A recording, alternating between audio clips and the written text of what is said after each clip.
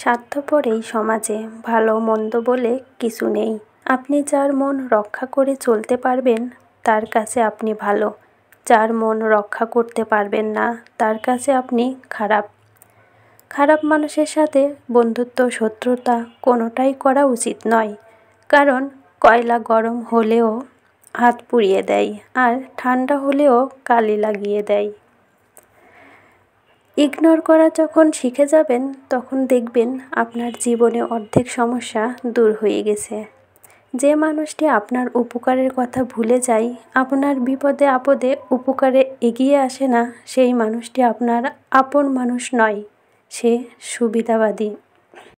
কে কী বলল আর কে কী বলবে এগুলো পাত্তা দিতে গিয়ে নিজের মূল্যবান সময় নষ্ট করবেন না। তাই নিজেকে নিয়ে ভাবুন। মনের কথাগুলো কাউকে খুলে বললে মনটা হালকা হয় ঠিকই, কিন্তু পরে সেই কথা নিয়েই অপমানিত হতে হয়।